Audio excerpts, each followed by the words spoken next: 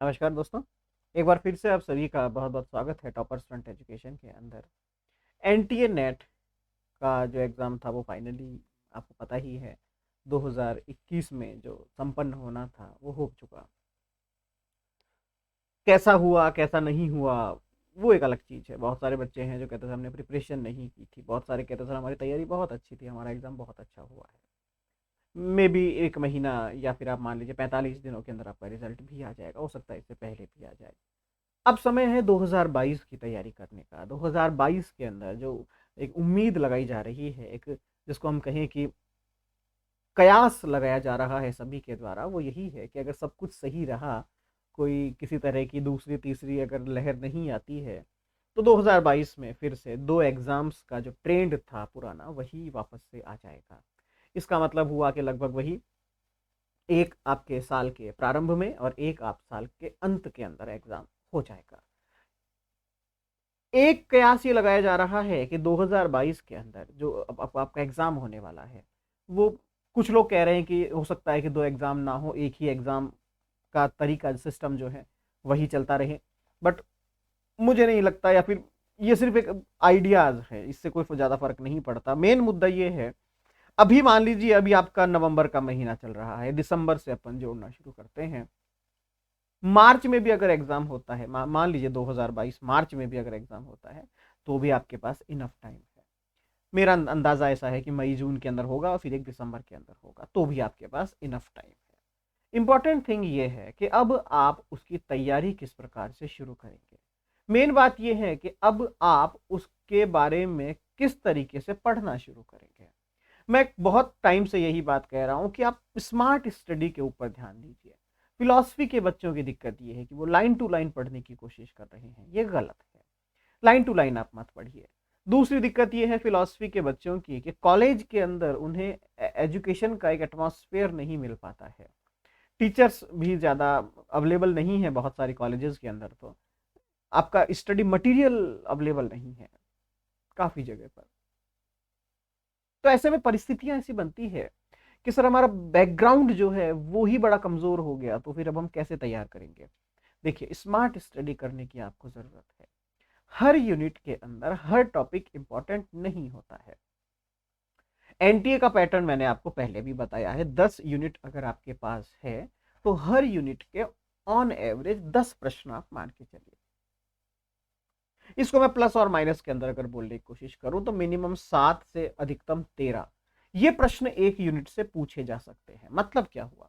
मतलब ये हुआ कि अब ऐसा नहीं होगा कि भैया इस यूनिट से बहुत सारे प्रश्न आ जाएंगे और बाकी यूनिट से कुछ भी नहीं आएगा। आएंगे सभी से, आएंगे सभी से।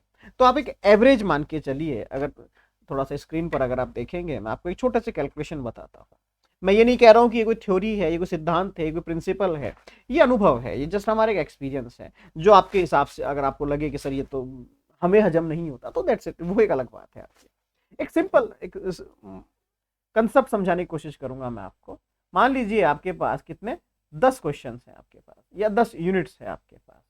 10 यूनिट्स है आपके पास, 10 प्रश्न आने हैं, 100 प्रश्नों का आपका एक ग्रुप हो गया। मैं कह रहा हूं कि ये दो तरीके से डिवाइड हो सकते हैं। मिनिमम अगर मैं बात करूं तो एक यूनिट से 7 प्रश्न आ सकते हैं, मैक्सिमम मैं कहूं तो एक यूनिट से 13 प्रश्न आ सकते हैं। अगर मैं आपसे कहूं तो पूरे सिलेबस के अंदर ऑलमोस्ट आपके 4 से 5 यूनिट ऐसे हैं जहां पर हमेशा 10 ही प्रश्न आने की संभावना रहती है। मतलब ये 50 प्रश्न तो स्थिर है, ये फिक्स है। मतलब फिक्स इन द सेंस कि यहां पर वेरिएशन नहीं है ज्यादा। क्यों? क्योंकि सॉरी, टॉपिक्स लिमिटेड है, आप यहां वेरिएशन नहीं कर पाएंगे ज्यादा। तो वेरिएशन कहां होते हैं? वेरिएशन होते हैं बड़ी यूनिट्स के अंदर, जहां पर बहुत सारे चैप्टर्स हैं। इंडियन फिलॉसफी जो बेसिक इंडियन फिलॉसफी है, वेस्टर्न फिलॉसफी जो बेसिक वेस्टर्न फिलॉसफी है।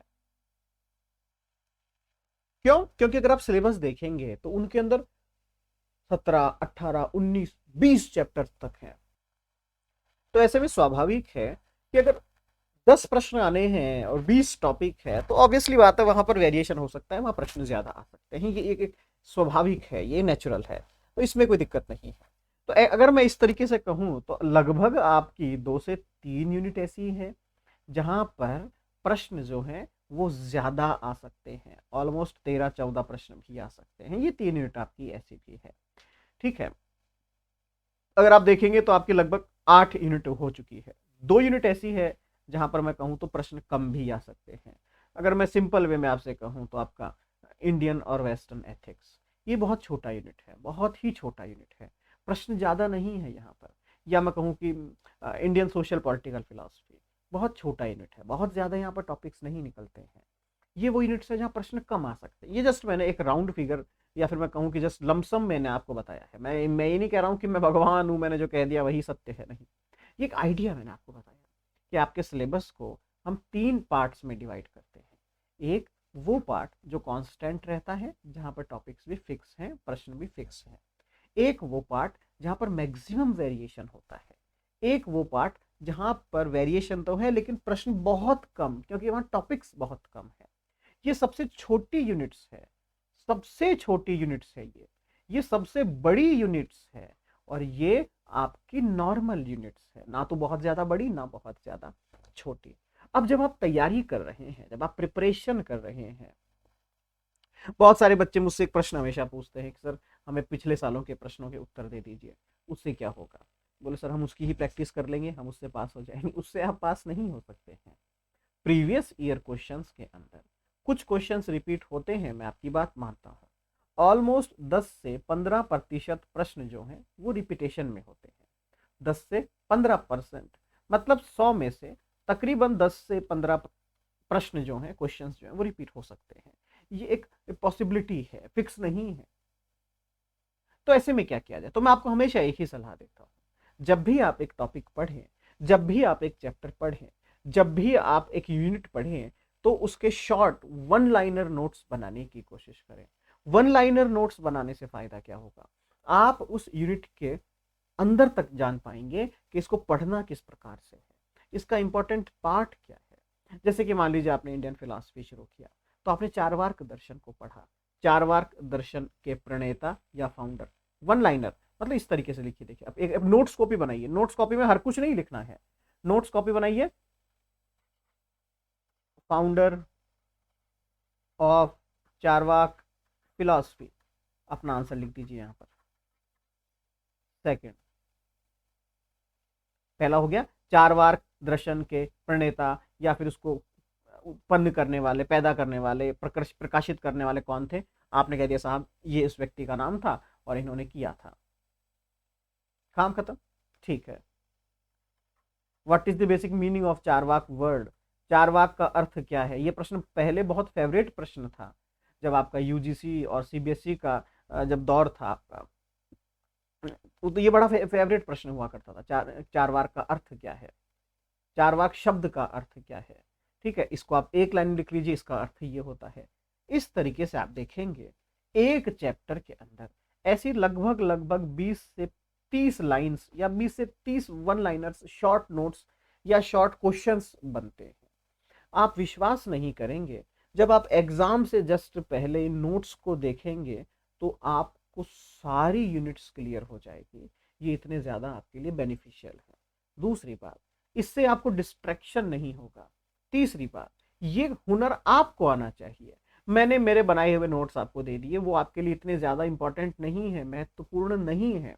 आप खुद अगर उसमें से कुछ नया निकालेंगे तो वो आपके लिए महत्वपूर्ण है, वो आपके लिए ज़रूरी है, वही आपके काम आने वाला है। इसके अलावा आपके काम कुछ नहीं आने वाला है। तो आप उन प्रश्नों को इस तरीके से निकालने की कोशिश कीजिए हर एक चैप्टर में से। अब आप इमेजिन कीजिए आपका एक यूनिट है जिसके अंदर 10 टॉपिक है। एक टॉपिक पे मान लीजिए आपने 25-25 लाइन निकाला, मतलब 250 लाइन्स हो गया आपका एक यूनिट का। कितना, एक यूनिट का 250 लाइन हो गया, 250 लाइन। 250 लाइन का मतलब क्या हो गया, अगर आप वाइट A4 साइज पेपर देखते हैं तो लगभग उसमें 100 या 90 या जितनी भी लाइन्स आती है आपके हिसाब से, कि ऐसा मैं छोटा छोटा छोटा लिखता हूँ, मैं ज़्यादा लिख सकता हूँ। मैं कहूँ नहीं नहीं मैं तो बड़ा बड़ा बड़ा लिखता हूँ, तो मैं तो खींच के ज़्यादा 30 से 40 लाइन ही लिख पाऊंगा। तो अगर मैं मान लीजिए ज़्यादा 50 लाइन भी मैं लिख रहा हूँ, तो 5 पेजेस के अंदर, या आप बहुत बड़ा लिख रहे हैं तो 10 पेजेस के अंदर ऑलमोस्ट आपका एक यूनिट क्लियर हो जाएगा। 100 पेजेस के अंदर आपका फिलॉसफी का notes plus important revision material तैयार हो जाएगा। ओनली 100 पेजेस, केवल 100 पेजेस। अब आप इमेजिन कीजिए, अगर रोज आप सिर्फ एक पेज बनाते हैं तो आपका लगभग 3 महीने में नोट्स तैयार हो जाता है।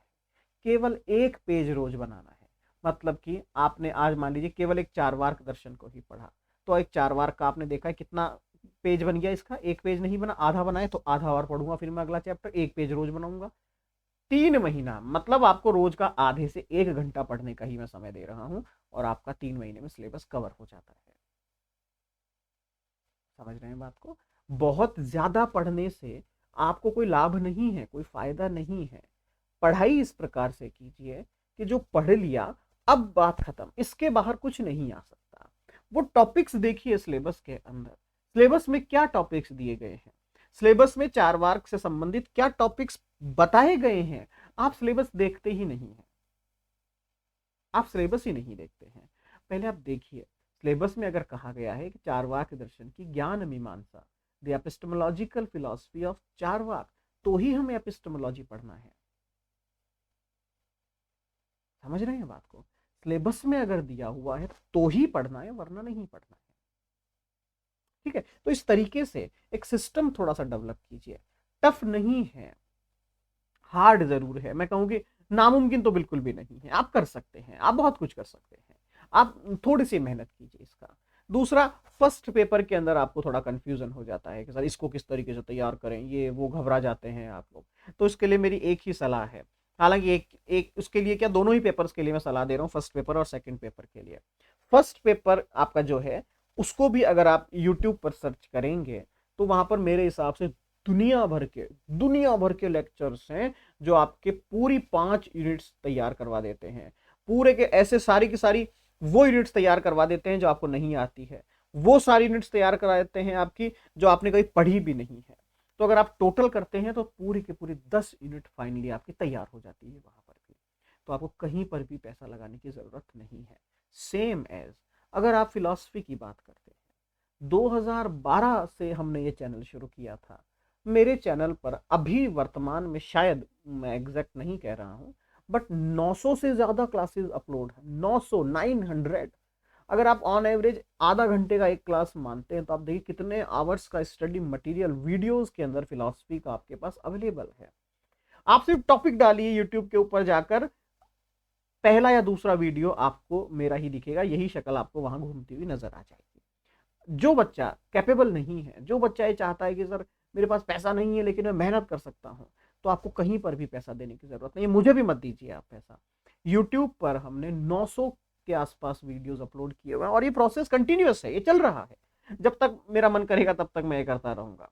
ठीक है, अब ये कब तक करता है ये मुझे नहीं पता, तो ये मैं अपलोड करता रहूंगा। 900 वीडियोस तो वो हैं जो अपलोडेड हैं। इसके अलावा अगर मैं बात करूं तो तकरीबन मेरे पास 500 वीडियोस ऐसे हैं जो मैंने अभी तक पब्लिश ही नहीं किए हैं। तो कंटेंट बहुत है यूट्यूब पर। अगर आप फिलॉसफी का देखें, आप मेरे वीडियोस मत देखिए, चलिए कोई बात नहीं, आपको समझ में नहीं आता छोड़ दीजिए। मेरे अलावा भी बहुत सारे लोग ऐसे हैं इस वक्त वर्तमान समय में जो फिलॉसफी के वीडियोस अपलोड करते हैं। आप उन्हें देख सकते हैं। अपना लक्ष्य क्या है, यूनिट देखिए, यूनिट का टॉपिक निकालिए, उसका वीडियो ढूंढिए, वीडियो ढूंढने के बाद गूगल कीजिए सॉरी, गूगल करने के बाद उसको समझने की कोशिश कीजिए।